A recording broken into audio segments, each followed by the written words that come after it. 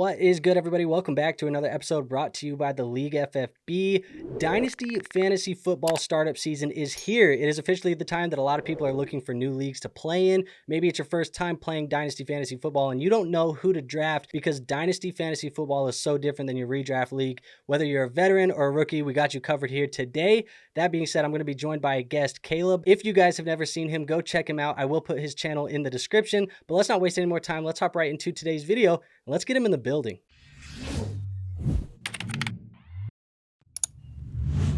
Caleb, how we doing, man? Good to be back on the League FFB, Andrew. Thank you so much for the invite, and I'm excited to hang out with each and every person today talking through some Dynasty startup value. Hell yeah. It's been a while since we've done one of these, but I love doing these startups, especially when we get into the new year, because all of those values that we had last year when we were doing these, they've all changed. It's going to be interesting to see what happens today. We do have a ton of people loaded up, ready to go over here in our mock draft. I am going to start this so we can have the people in here. You are drafting from the 2 spot.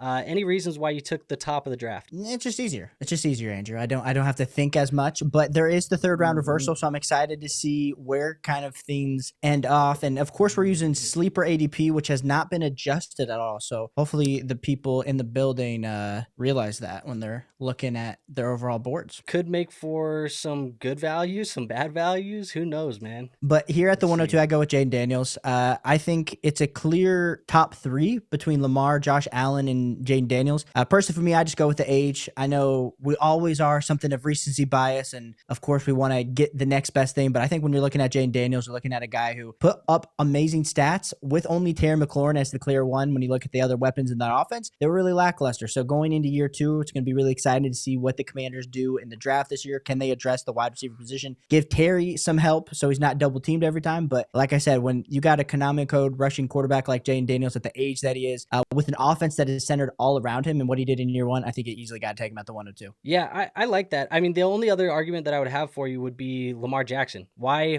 Daniels over Lamar? I think it's a close. Not that I'm not a Lamar hater. I think you could definitely go with your flavor of the draft between Lamar and Jayden Daniels. I think the advantage to going with Jayden Daniels here at the 1-2 is it kind of gives me a little bit more flexibility, whether I want to go into more of a competitive rebuild or depending on, like I do in a lot of my leagues, I do a 1-year tank, and just kind of gives me that flexibility that I feel like if you go with Lamar, you really have to be trying to compete. And I understand Lamar's also a young asset. We're looking at a guy in Lamar who I think he's 28 years old currently right now. I don't know when he turns 29, but he's going like we just saw. He should probably be the MVP of this season, him or Josh Allen. So I love me some Lamar. I think there's a top 3, but for me, just the flexibility of getting Jayden Daniels at the 1-2 is where I wanted to go. Yeah, the age difference makes sense. We had Malik Neighbors come off the board as the wide receiver 1. Guys like Jamar Chase, Justin Jefferson would be what I would be looking at the 101 as far as the wide receivers go. How do you feel about Neighbors coming off the board first? Yeah, I think if we were talking about this, we were doing a dynasty startup in week 6 or week 7, I'd be like, oh yeah, for sure, Malik Neighbors. But I think there's some real arguments to be had that as much as Malik Neighbors had this amazing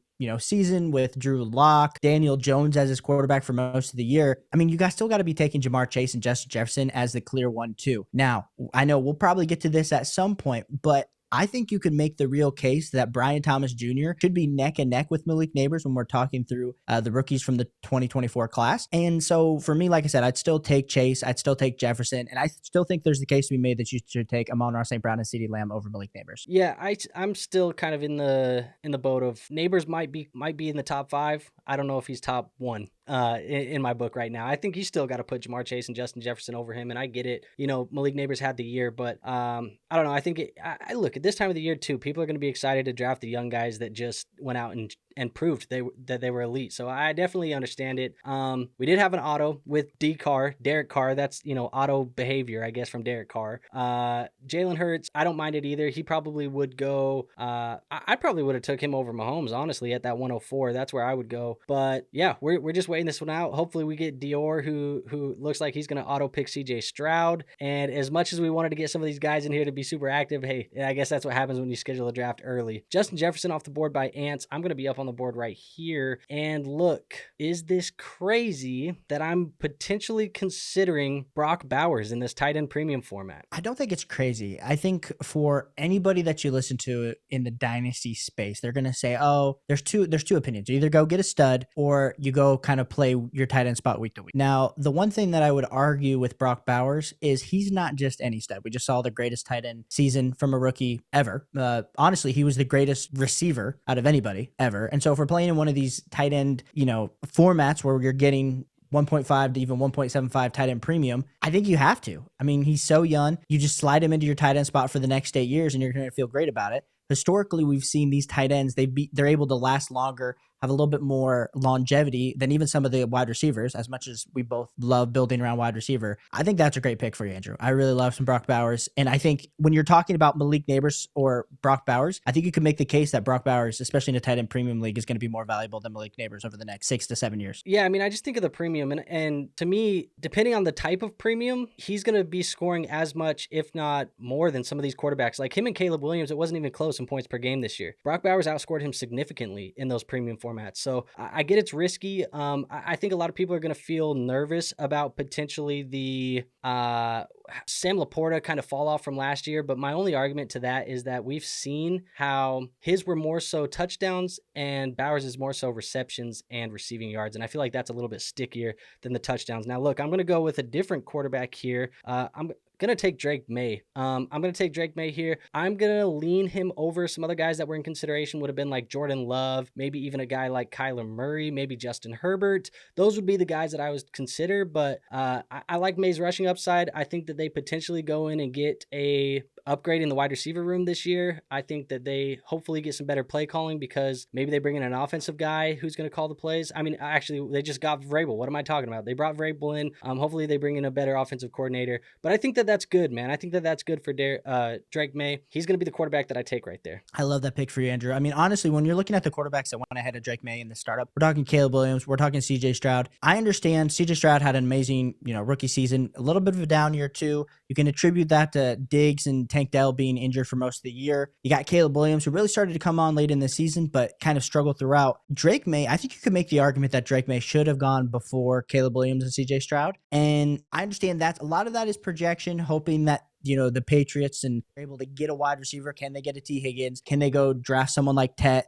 in the first round of the draft? But I like what they're trying to build. I think Mike Vrabel was the perfect head coaching hire, and I absolutely love that pick for you there at the 2-2. Yeah, I mean, I think the rushing upside just caught a lot of people by surprise this year. I don't think a lot of people knew that he would run that much. In fact, even myself, I didn't think he would run that much. It felt very, I want to use this very lightly because I don't want people to hear this comparison and then get too overexcited, but it felt very eerily rookie year Josh Allen. Like it felt very much like that, where there wasn't a lot of passing yardage, but you saw the big arm. There wasn't a lot of receiving talent. Obviously, we know that Buffalo went and they got Stephon Diggs to bring him there to help elevate Josh Allen. I think you could see a similar route for a guy like Drake Maye. And now that we've seen the rushing upside that he has as well, I think that that's kind of a hidden cheat code that he has for fantasy. No, for sure. I love that start to you. I mean, going super young, you're giving yourself a ton of flexibility, but I mean, Drake Maye is going to be someone that you have Brock Bowers. So you have the flexibility going into round 3, round 4 to really go competitive or rebuild, just depending on what the assets are falling to you,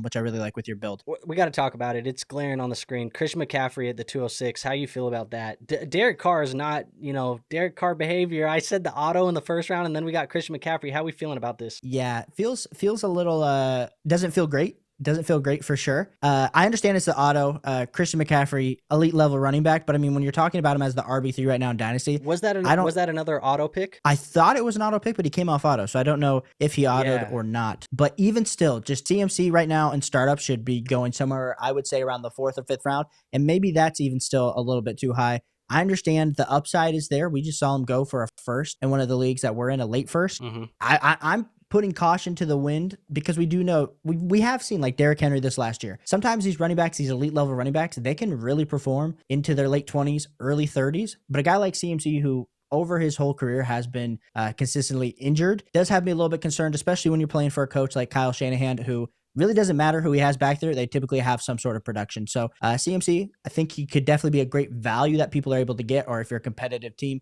going to trade for. I just would not be able to invest second round draft capital in a startup for CMC. Yeah, I can't do it either. I think he's a guy that I probably would have. There's the 101 right there, Ashton Jeanty probably. I don't know if you put it in the chat or if maybe I can see it. Yeah, he didn't put it in. Maybe we'll see. But I assume it's Ashton Jeanty. Ashton Jeanty's kind of everybody's consensus 101.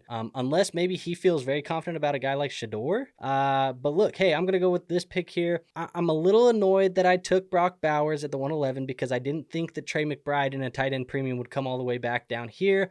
I think he's one of the best players on the board, but I think there's another player by the name of Drake London, who's a pretty damn good player that I'm going to end up drafting right there. I'm going to take him as my wide receiver 1. We kind of saw him and Michael Penix build some rapport at the end of the year. That's obviously going to be the quarterback and wide receiver duo that they have for a while. It still kind of keeps me young, gives me that alpha outside type of wide receiver that can score touchdowns in the red zone, catch a lot of receptions, have some PPR points, and be the big play guy. I thought about maybe going another quarterback. Jordan Love was one of those guys on my board. Potentially a guy like Bo Nix was also on the board, but I'll take the wide receiver. I didn't have one yet, and it is start 3 wide receivers, so give me Drake London here. No, I love that pick for you, Andrew. Honestly, when I was at my pick, I know I chose Marvin Harrison at the 211. I was literally between Marvin Harrison, Nico Collins, Drake London, and JSN. Those were the 4 that were staring me down the barrel.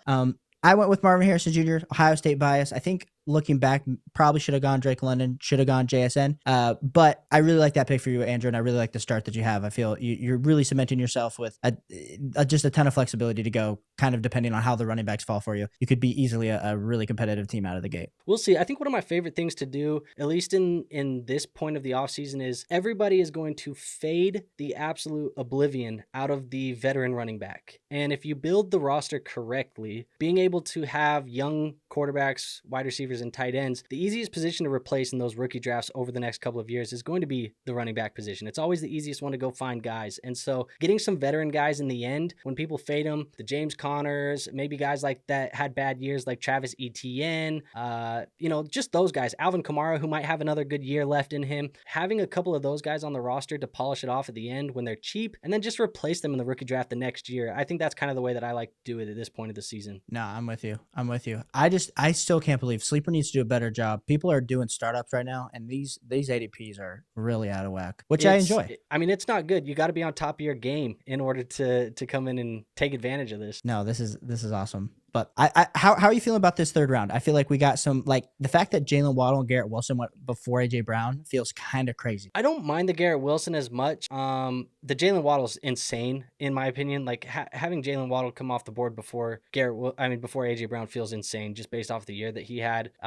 Maybe they're buying into the Tyreek Hill's gonna leave. Maybe that's what they're buying into. But I'm starting to feel like Derek Carr is a troll at this point. That's kind of what I'm starting to feel like. I think you might have gotten a troll in here, but it's interesting. It's leaving some value on the table that we can kind of go out and take advantage of for sure. We'll see. Breece Hall above Saquon Barkley. Do you still agree with that given the year that Saquon had? I think that's a hard one because that I just got absolutely sniped, Andrew. So I'm over here. Yeah, that was who I was hoping to go with here. We're gonna have to go in a different direction, but yeah, no, that was a good pick. That was a good pick there by us, J2. But no, I still have Saquon ahead of Breece. I think going forward, especially. And I think this goes the same for Garrett Wilson. If we have no Aaron Rodgers next year, which is still very much so up in air, we're going to be looking at this Jets offense. What's the best case scenario? Do they get kind of someone like a Tyrod Taylor to be the starter? Are they going to get one of these rookie quarterbacks? I mean, I just don't feel like it's a good situation right now if you have any of these Jets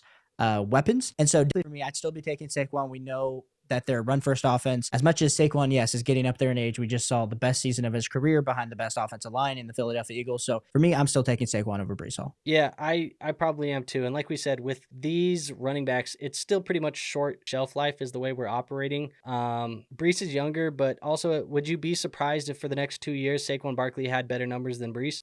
Yeah, I would not be surprised. I think that's right on track. That's the way that I feel, at least with that. So I probably would just keep Saquon above him. And then Rashi, I like that pick. Unfortunately, you got sniped. Higgins, Flowers, Addison, Metcalf. This feels like that.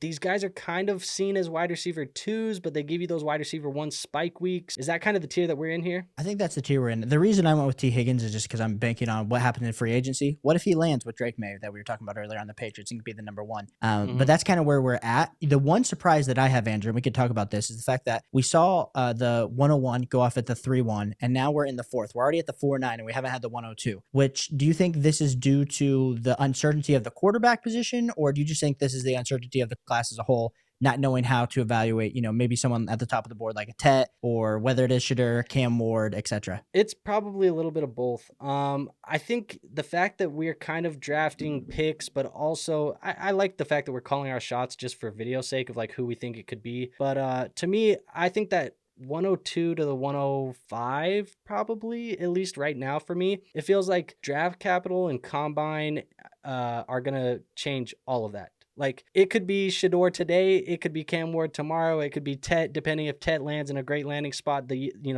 NFL draft. It could be any of these guys. So I think it's kind of a mix right now. That's probably why you're not seeing, that one come off the board, because you do have the uncertainty and nobody really knows who's getting what. But I'll tell you what, I'm surprised we've gotten to the point where we've seen Purdy come off the board, we've seen Lawrence come off the board, we've seen all these guys come off the board, and for some reason there's a quarterback that I like that hasn't come off the board yet. His name's Bo Nix. Bo Nix has not come off the board. I value him kind of similarly to how you value Drake Maye, and I got Drake Maye 2 rounds earlier. We've seen the rushing upside. Talking about a team where potentially somebody could get an upgrade of the wide receiver room, I think that they could go get a wide receiver. There's a chance that maybe they end up getting a guy like Egbuka or Luther Burden or somebody like that, Tez Johnson out of Oregon, who actually, I was informed, fact check me in the comments, people, if this is still wrong, but I was informed that Tez Johnson is actually adopted by his family, Bo Nix's family. Yeah. So he could get his own, adopted brother in the building. So, hey, look, he could go get another weapon as well. And he had a hell of a year. He was quarterback 2 in fantasy points per game, only behind Jayden Daniels. And I got him in the 4th round. No, I'm right there with you, Andrew. I was thinking when I was debating between Kyler Murray and Bo Nix, and honestly, in my own rankings, I do have Bo Nix ahead of Kyler Murray.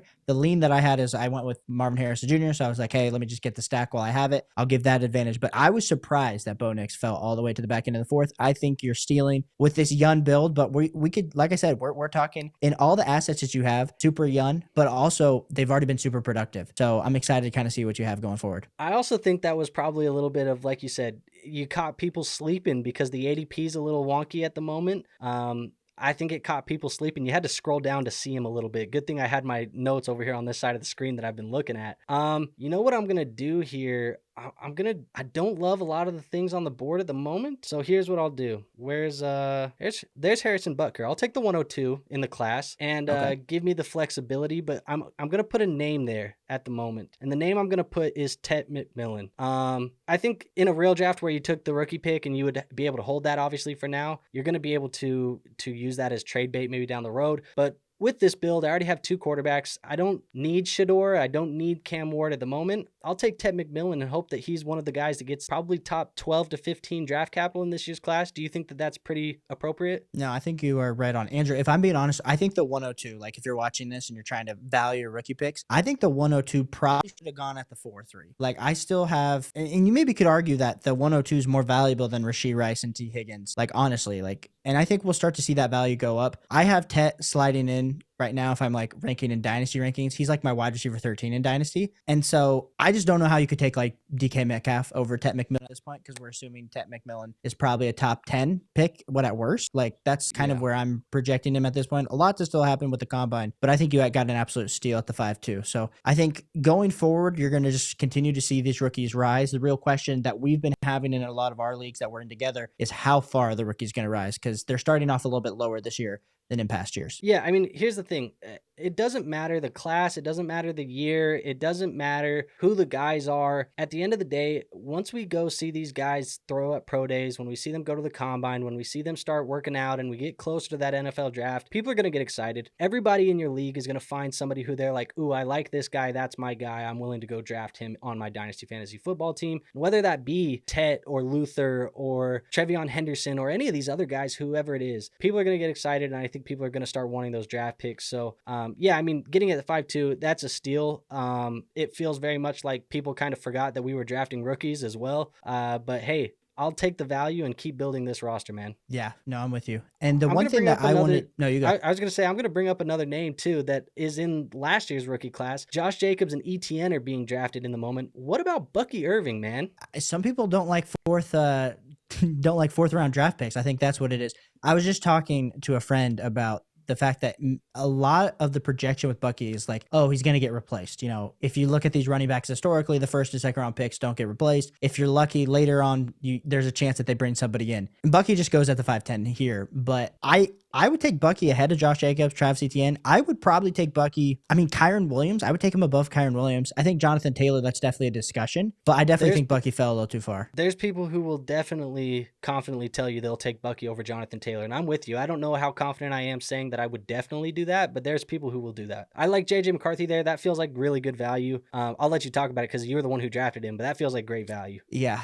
I was like, I already got two quarterbacks, but like this is a startup and overall value, who can go up? We saw how Sam Darnold, even Josh Dobbs from last year have performed in this Kevin O'Connell offense. Get JJ McCarthy. I know you're a Vikings fan, so sorry that they lost in the playoffs, but I think the fan base is calling that. Sorry, I mean, I didn't mean to call you out like that, but JJ McCarthy, I feel like he's the answer and he's the future. And so as much as people are worried about Sam Darnold, I don't think the Vikings are going to pay him what he's probably going to get on the open market. So it's going to be the JJ McCarthy time. And when JJ McCarthy becomes a starter, all of a sudden we're going to be talking about JJ McCarthy probably in that back end of the third round startup level value. And for me, that's just going to be the value that when that happens, I can either trade or anything. Like, I think for most people watching this video, we all know being flexible in startups is going to be the biggest thing because there's a lot of offseason left. And I'm not worried about who my running backs are. I don't care who my wide receivers are. I just want overall value accumulation at this point. And JJ McCarthy is going to give me that. Yeah, I mean, I 100% agree with you there. I think the other guy that maybe could happen here is going to be Michael Penix. He hasn't been drafted yet. He's probably a little bit low on the board too. People are maybe forgetting about him, but it feels like very much like he's also in the same boat as McCarthy. The only difference is we saw like 3 games out of Penix where we haven't seen anything from McCarthy. I'd say probably the community right now is valuing Penix over McCarthy just as a whole. But yeah, I think both of those guys are kind of the same bet. And maybe, I mean, look, we still have the 103 here. Could you make an argument that getting the rookie 103 and it being Shedeur or something like that is, again, the same type of bet? I'm 100% with you. This is how I viewed it in my mind. I was like, would I rather have the 103 or JJ McCarthy? I said, I want JJ McCarthy. Yeah. Now, the question that's going to come after this pick, okay, George Pickens gets autoed. I'm on the board here, and like, I need a wide receiver. Like, I mean, that's where I would like to go. We got a guy like a Romo Dunze who's on the board, but we're talking about, you know, a lot of wide receiver twos right now in Dynasty and their overall value. Like, I don't know how much value Romo Dunze is going to accumulate here over the next few months. So I'll take the 103. And you know what? I already have a crap load of quarterbacks, but like I said, if you take this pick, I would be able to then figure out what it is eventually. But I think at this point, you have to take the first quarterback who's going to be the number 1 pick in the draft. And I'll go with Cam Ward.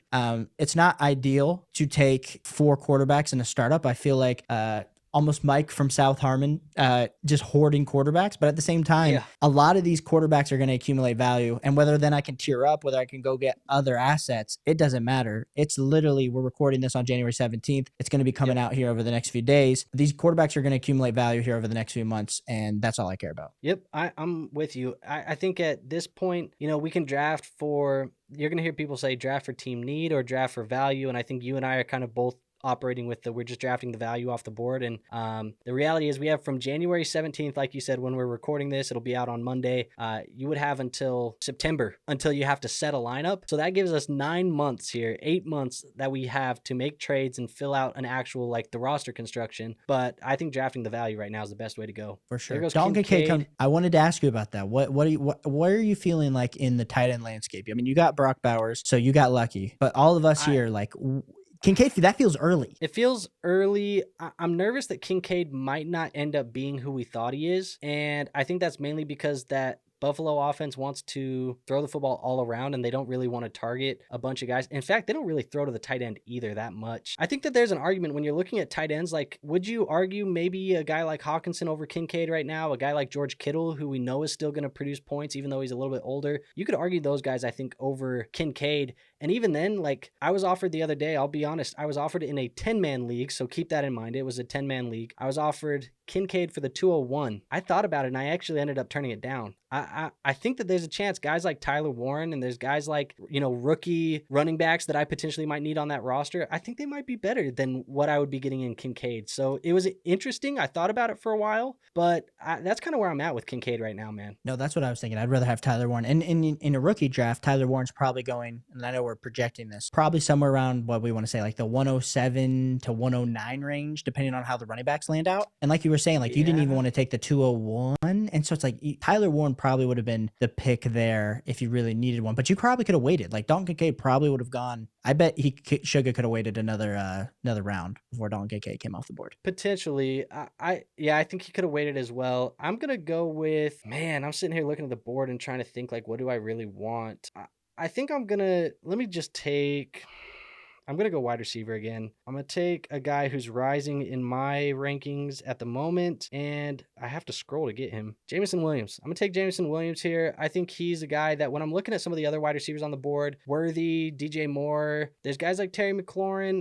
I understand that some of those guys probably scored more points right now. J-Mo, he's a guy that I like at the moment, and he's young as hell. And this roster, the way that it's kind of built out, has been Bowers, Maye, London, Nix, a rookie. Like, I got to stay young now. I'm 5 picks in, 6 picks in, and I have a bunch of young guys, so I got to stay in that young youth type of build. No, I'm with you. I think I'm just looking at your team, Andrew, and I like how everything's built out. I think for me, I'm shook at how far some of these rookie picks are going. Like, are you telling me someone would rather have Mike Evans than the 104? Yeah, it's kind of insane, bro. Like, and honestly, there goes the 104 right there. Who is that? Did they mention in the chat? Not yet. I think since a rookie and the vet just picked, I think. I'd like to know who it is, because if it's not Shedeur, I would like to draft Shedeur right here. Well, we got some time. Let's see. We'll see what happens. If I'm going to keep my eye on that chat. He has 2 QBs. I'm going to cue this guy up just in case, because I think I've made my decision either way. I'd like to know if it's Shedeur. If it's not Shedeur, I think I'm still going to take the rookie anyways, because we're talking about potential guys like Travis Hunter, guys like Emeka Egbuka. You could have some running backs in this as well. I'm going to wait to see who it was. I don't know, man. I don't know what he's doing. So we'll just assume he went Shedeur? Because what his team, did he need? I guess he technically needed no, he didn't really need a second quarterback, though. But I guess I didn't know. Yeah. But I still think you getting the 105, that's great value. Well, yeah, I mean, look, here's the thing is if it wasn't Shedeur Sanders, I probably would have took the rookie anyways, because you're talking about guys like Luther Burden, who I've mentioned him a ton, and I would take him over guys on the board right now, like some of the older guys that we've seen on the board. I think we'll see who it is. I think he was typing right there. Here we go. Do we need to pause because Johnny and the vet said he needed another rookie, so he just went with Skittle. Shout out to Sleeper. Hopefully it'll be probably in the next few weeks we get that update, which will be nice for all of us that are doing these startups trying to figure out values. Whatever. I think, and we can talk about this, and maybe we need to do another video on this, but I do think Emeka Egbuka, and this is my personal opinion, and maybe you guys see the jersey, there's the jersey behind me and I'm wearing an Ohio State sweatshirt, but I think he will make a push for the wide receiver 1 of this class. You think so? I think there's a chance, and I think it's not that I don't think Tet is an elite level prospect. I think Tet will, in most people's minds, be the wide receiver 1, but I think Emeka Egbuka will be a lot closer to Tet than he is probably to what most people probably have him sliding in as like the wide receiver 3. And they usually have Luther Burden between. He just texted me right now. Told him, I said, you got to put that in the chat so we know. You got to put that in the chat. Yeah, I mean, look, I don't disagree. I like Egbuka. I think the only thing that I don't know if NFL teams are going to love about Egbuka, and why I think guys like Tet McMillan, and maybe why guys like Luther Burden, maybe not Luther Burden, but maybe definitely guys like Tet McMillan will get better draft capital, is because I think Egbuka is primarily going to have to be a slot wide receiver at the next level. Yeah, no, I'm 100% with you. So I'm on the board here. We have a crap load of quarterbacks. I could continue to quarterback court if I really felt like it. The wide receivers, I'm feeling so about. Tight ends, it's interesting. There's some names that are interesting, especially in this format. I think I'm going to do this, Andrew, and it feels nasty. No, I'm not going with Kyle Pitts. I think I'm going to go with Mark Andrews at the 7-11. I don't dislike it. I think Mark Andrews would be next in line with some of those guys. I think maybe guys like Tucker Kraft and Njoku, Pitts, they would kind of be in the same range. But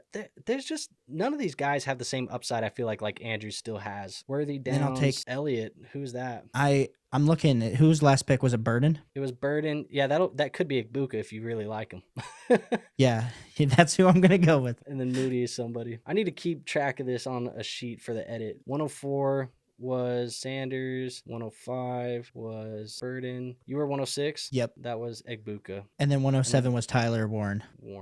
Nice. All right. Nice. Kind of right in that range where you said like 107, 108. That's kind of where he went. So I don't mind it. Look, I think that there's still some guys on the board that we might like. Like a guy that everybody's been rising on. Caleb Johnson's still there. Guys like Trevion Henderson. Like now we're talking about all the running backs, but obviously people can't confidently draft those until we know landing spot and draft capital. Because I think every year, well, there's been years, it's been weird. Like the year of when we looked back on like CEH was drafted in the first round to the Chiefs. If we were recording this video back then, we would have had, CEH probably going in the third round. Like that's where a lot of people were having him projected. Then he goes first round. I mean, everyone assumed, Jonathan Taylor at the early part of the second. But I think that's the thing. We don't know where these guys are going to go. Of course, we know Jeanty's going to go probably top 20. I mean, that's what everyone's assuming. When you have a not generational, we should probably use that word a little easy. Pull that word back a little lightly. But he's a very, very good running back prospect that 100% deserves round 1 draft capital. But when we're talking about some of these other running backs in the class, like I love me some Trevion Henderson. I love me some Quinshon Judkins. Those guys are probably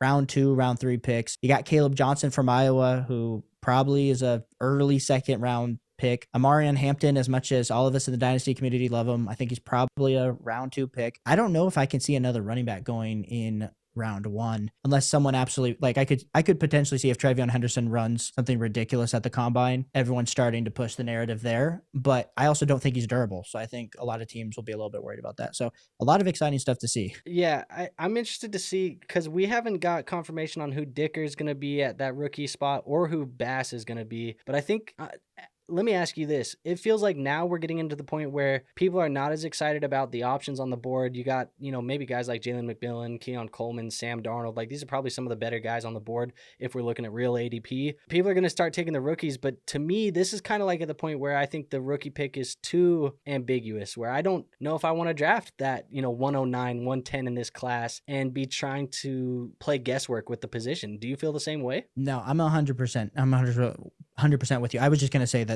they put the people in the chat. Judkins was Genji's pick, and then it was Amarian was Tyler Bass, just so you're aware.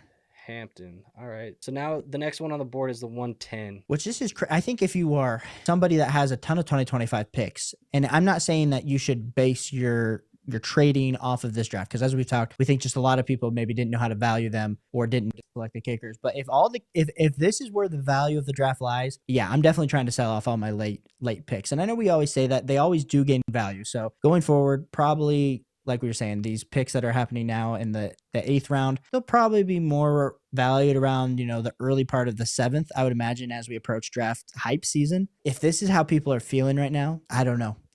Maybe try to get out of these picks while you still can. Yeah, I kind of feel the same way. I think there's potentially just the ADP messing with some people. I'm going to I told you I was punting the running back. Now I'm at a point where I'm okay taking running backs. I'm going to go Chase Brown, the Cincinnati Bengals. Hey, looking at guys who could do 2-year windows, I know that they might bring in some competition for Chase, but we saw him be a league winner down the stretch this last year. I feel like he's a guy who, if you're looking for running backs to just pop in and fill in points for now, there's really not many other guys that I'd like over Chase Brown at the moment. No, I'm with you. And I'm a Bengals fan. I do think the Bengals probably draft someone in this class, but I don't think is that going to be enough to all of a sudden just drain all of Chase Brown's value, especially when you're taking him at the 8-11 after what we just saw him do this last season. No, I like that pick for Andrew a lot. Have we, just to confirm, we have not had Henderson come off the board, have we? No, we have had Judkins, Hampton, Caleb Johnson, who I believe will probably go above those two in the draft. No, so Henderson is still available. So Johnson was the 110 there? Yes. Okay, so that was Johnny Detroit.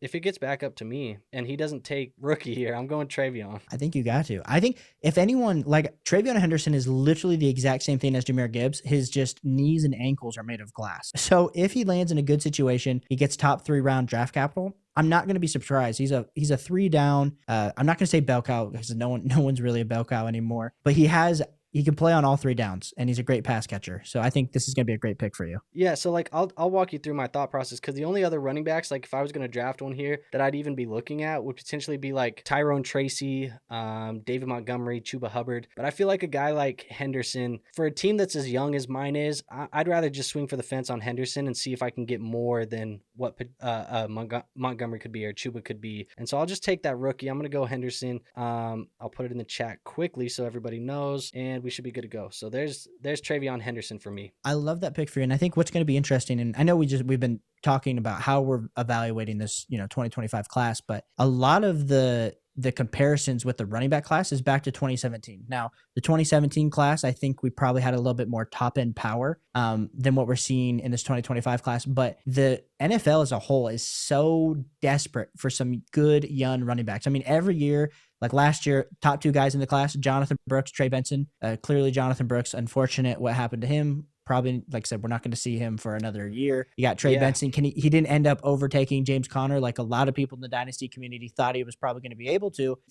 And a lot of these older, Alvin Kamara's, James Connors, Aaron Jones, for instance, they're just getting up there in age. And so this new fresh blood that's going to come in, whether doesn't even matter the draft capital, I think they're going to be able to step into some roles and really gain some Dynasty value. So it's going to be an exciting time, especially if you need a running back this year. Those later first, early seconds, as much as maybe we said, hey, they're not as valuable as past years, if you need a running back, there's going to be a bevy of them to choose from. Yeah, I mean, there's going to be a ton of them. And like we said, it's tough because picking and choosing your poison at this point in time is kind of just, it's not a great exercise just because I don't feel like we can really predict much of that at all.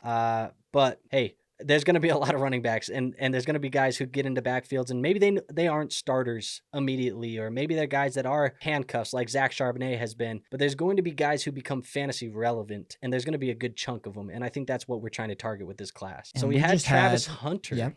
Juicy.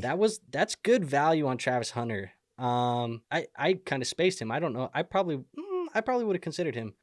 We'll see. What about this one? The Matt Gay pick. Jalen Milroe. Juicy. 201 Milroe. All right. How do you feel about Jalen Milroe, man? I think he's super athletic. I think everyone's going to compare him to Lamar or even say, a super raw like Anthony Richardson. I've heard a ton of people like compare him to. I don't see it. I think Jalen Milroe really needed to go back to school. But yeah, we're into this interesting territory. Like Golden, I don't know if I love that pick for a rookie, but like I said, there's still a lot.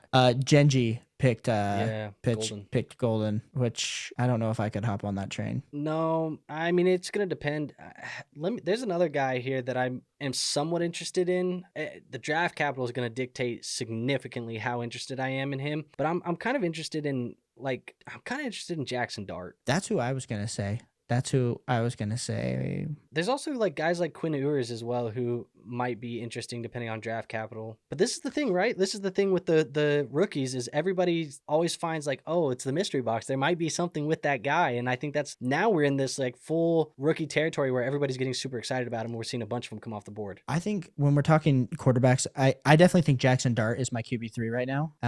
I love me some Quinn Ewers. I mean, the fact of how he came out was an absolutely elite prospect coming to Ohio State, took our NIL money, and then ended up transferring back to Texas. We all knew he was going to end there anyway. And honestly, he left a lot to be desired. I feel like his downfield accuracy in particular. And a lot of people were calling for Arch Manning this year over Quinn Ewers. I think if I was him, I would have transferred away, gone to somewhere like in North Carolina, even somewhere like in Oregon, got my NIL bag, and hopefully improved my stock. Because I do think Quinn Ewers, just even the fact that he came to college year early, he's a super young quarterback prospect, even being, like we said, a junior. But I still would take Dart as my QB3. Ewers probably slides in as my 4. But yeah, I'm not feeling too good. I think he probably goes somewhere in the back end of the second, early third at best. Yeah, this class is so interesting, man. And I don't have like any right at this point in time. Like I'm not solidified on how I feel about any of these guys. Like that's going to change and it's going to be fluid through the remainder of the offseason. But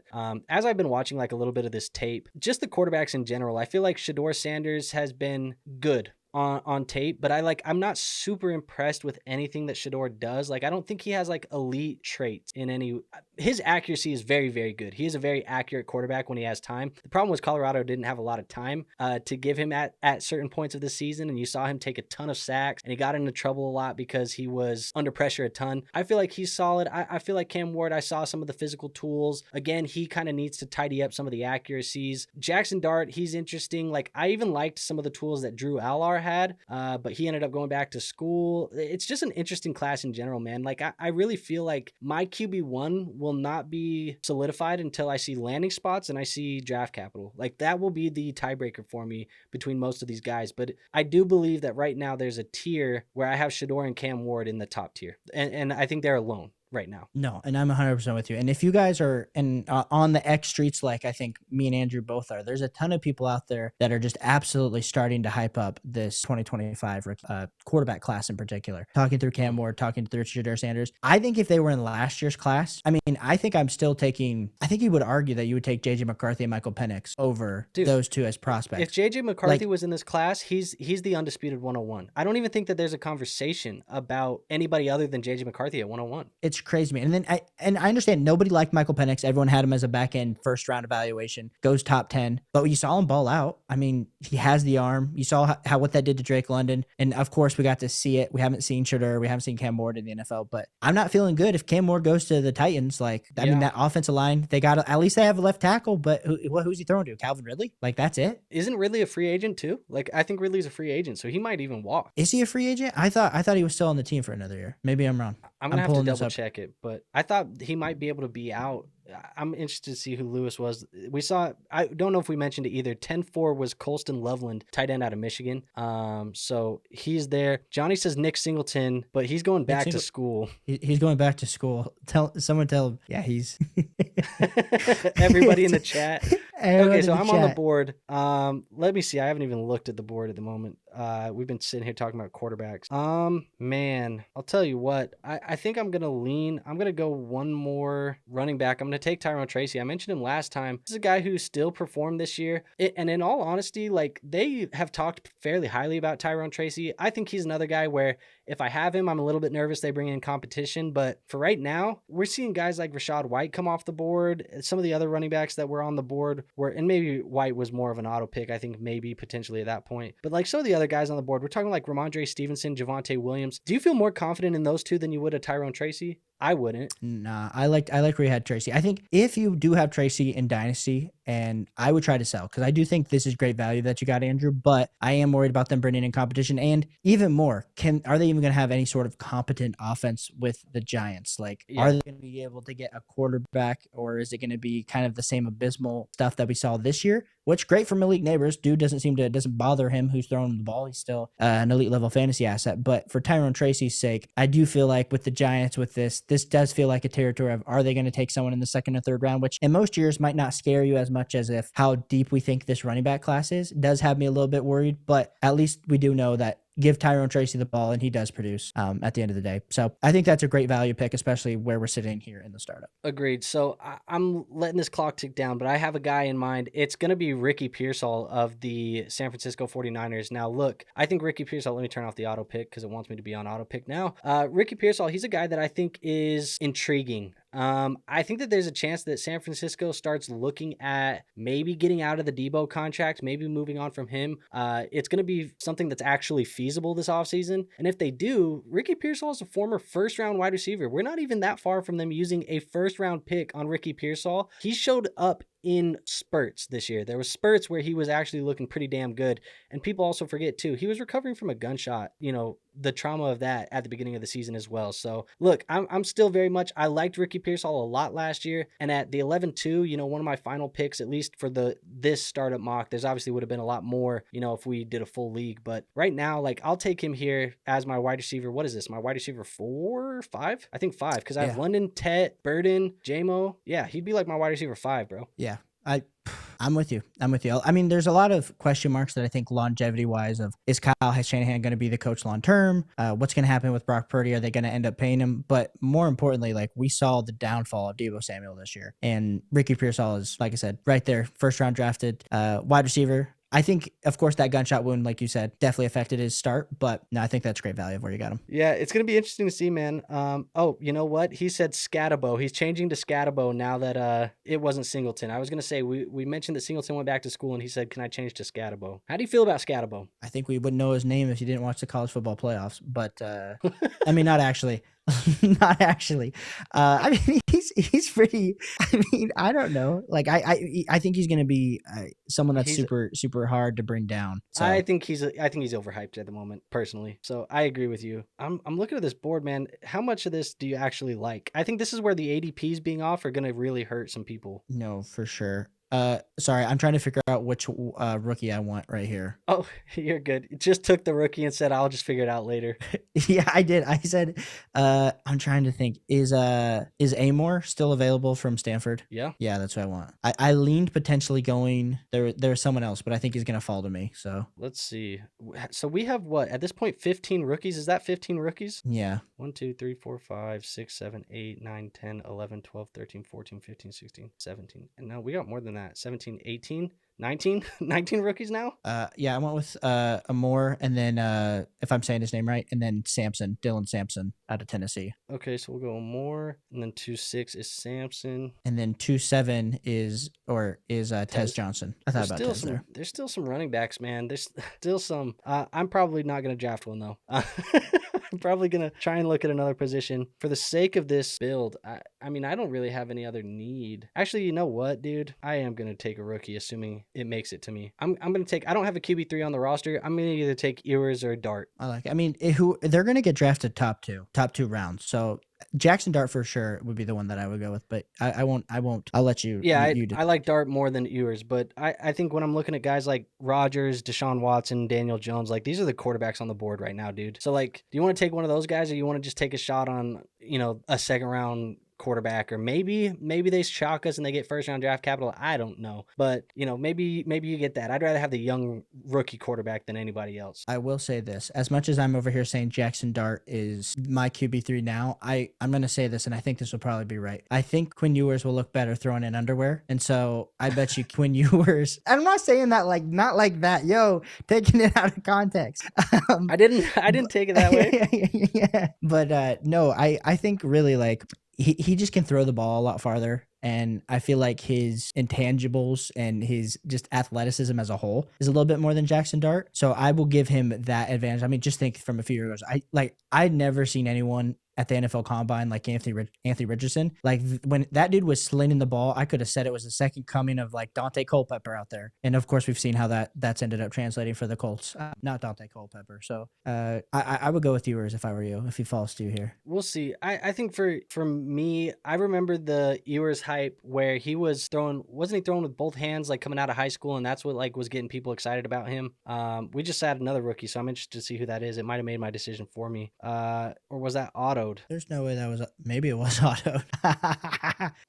I will say this: that guy needs that. I think that was Otto. Let's give him Jackson Dart. Dart or Ewers? Yeah, he can have whichever one. I'll just take the other one. We'll say Dart to him. I'll take Ewers. I probably would. I don't have a strong preference. It doesn't matter. I'm just gonna take the one, and I'll have it be Ewers. All right, so let's go Jackson Dart on the sheet 208, and then let's recap this because I want to talk about this in depth a little bit. Because I know when we're talking and drafting and doing all that stuff, it's a little bit hard at times. But we have one more pick here. Once we get to that, let's look at this board. In fact, we can probably start looking at this board at the moment. Talk me through your team, Caleb. We'll highlight that one and just talk me through the build and kind of what you did. Yeah, build probably could have been better. Like looking back at some of the values that ended up falling in the 5th or 6th, I probably could have passed on Kyler Murray and been fine, feeling good about JJ McCarthy as my QB2. But honestly, I felt the value going Jayden Daniels, Marvin Harrison Jr. Probably looking back, maybe would have gone Nico Collins there, even maybe Drake London, but I'm fine with Marvin Harrison Jr., Kyler Murray, T. Higgins, JJ McCarthy, like the start there overall value wise. Then at the 6-2, I took Cam Ward, falling at the 103 for me. Which is absolutely great value to be able to get Cam Ward at the 6-2. I think going forward, that'll definitely go a little bit higher. Then I got Mark Andrews. I think Mark Andrews is still a top 6 tight end in Dynasty. A lot of people are, of course, based on this last year, not still in that elite level category, but I still think he could be a serviceable tight end in tight end premium. Then at the 8-2, I go with Emeka Ibuka. Like we're saying, we're seeing these rookie picks fall down the board. So I really felt good getting another youthful piece to go alongside my wide receivers when we're looking at T. Higgins and Marvin Harrison Jr. next to Emeka Bukla.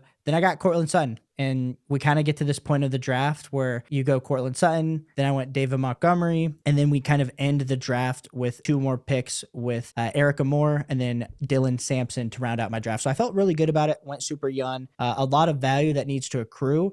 I think definitely we're not competing out of the gate. So some of these players like a David Montgomery or like a Cortland Sutton, even someone like a Mark Andrews is probably someone that I would look to trade away after the startup. But overall, I would probably give this team a B. This is where I would grade it. Fair enough. I'm looking at mine. I didn't really come into this thinking that Brock Bowers was going to be my first round pick, but when it came down to it, a lot of the QBs that I wanted and the wide receivers that I wanted, they all kind of came off the board. So, hey, I'll take Brock Bowers in the tight end premium.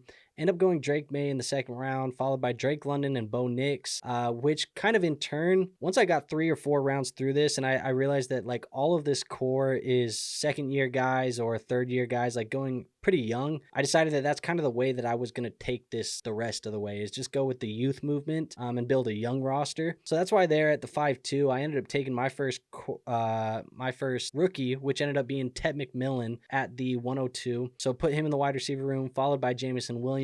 And then at the 7-2, I go with Luther Burden at the wide receiver position as well. So giving me 4 wide receivers, shift focus, go to the running backs, get Chase Brown, a young guy, Trevion Henderson at the 9-2, and then Tyrone Tracy, Ricky Pearsall to give us another wide receiver. And then, hey, we waited on QB3 for so long, might as well just take Quinn Ewers there and see what happens because of the Jackson Dart pick before us. So look, I think the only thing, like when I look at my roster, I think that there's probably a chance that looking at upgrades in the future, I probably want to keep upgrading that running back room. I want to keep upgrading that QB3 spot because I like having kind of like a reliable QB3. Is that going to be Ewers? I don't know. We'll see. I guess that's the point of like holding and seeing what this guy will be at the NFL level. But overall, I think it's a fairly well-constructed roster. I'm not trying to pat myself on the back, but like just identifying early that I was going to stay young and just sticking to my guns and keep drafting young guys to hopefully increase in value over the course of the next year. That's kind of the goal with this one, I guess, is what it turned out to be. No, I thought you drafted a way better team than I did, but I want to bring up one question for you because the people watching this, a lot of them are starting to think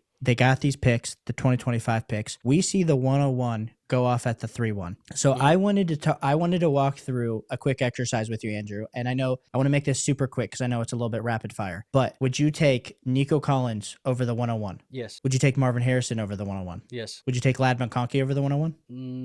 No. Okay. And yeah, that's probably about it. So if you can get Nico Collins, I think the way that I look at it is like if Marvin Harrison was in this class this year, I think he's still the number 1 player in the draft. I think if you look at like some of the other rookies from last year, like Caleb Williams, obviously he's still the number 1 player in this draft. Jayden Daniels, number 1 player in this draft. Drake Maye, number 1 player in this draft. Like I'm just looking at last year's class in general. I think there's an argument like if you could go right now, and let me ask you, I'm gonna flip it on you and now ask you, Bo Nix or the 101? Bo Nix. Okay, so like now does that change when you go to like JJ McCarthy? JJ McCarthy or 101? I think that's close. I think if you really need a quarterback, I think you go JJ McCarthy. Fair enough. But I think you could probably get a better quarterback than JJ McCarthy for the 101 because a lot of people don't realize that, like we were seeing in a lot of our leagues. I agree. I saw it just the other day actually. 101 was traded for Kyler Murray. So Kyler Murray, coming off at 311, I think that's probably, that's a 2-round difference that you just saw. You drafted both of them, 311 and 511. There's a 2-round difference, and Kyler Murray went for the 101. So and that team really needed quarterback. So it makes sense, I guess. But it's just an interesting exercise. I think I keep going with this theory that I keep talking about in a couple of my last videos, and I'll probably bring it up again, but I would not be shocked if 6 to 9 months from now, Ashton Jeanty is Dynasty running back 3 just behind Bijan Robinson and Jahmyr Gibbs. Like I think 6 to 9 months he'll be right there behind him. And if that's the case, like we saw Bijan go with the 201, we saw Gibbs go with the 203. You could argue that Jeanty by week 1 of the NFL season is a 2nd round startup pick. I agree. I think the only part that I would argue though is that Jeanty, even if you take him and that's the plan to take him at the 101, he will never actually accrue the value that you need to get into. He will never be a 1st round startup pick. As much as Bijan kind of got there, like at the top end of his rookie before before, he even ever took the field hype. He was like a back end first round pick. I just don't think with how the dynasty landscape has changed that Jeanty will ever get there, especially because it's going to take a lot for him just to pass up Gibbs and Bijan. Yeah, it'll be interesting, man. I think it's the first startup mock of the season is always interesting to see kind of how the values have flipped, how they've changed. It also doesn't help when, Sleeper is giving you ADP from February of last year, but hey, what the hell can we do, Sleeper? What are we going to do about it? We got to fix that. But look, guys, I appreciate everybody for watching this. If you made it to this point, appreciate you. We kind of just sat here and yapped for about an hour, so, hopefully it's entertaining, actionable, something there.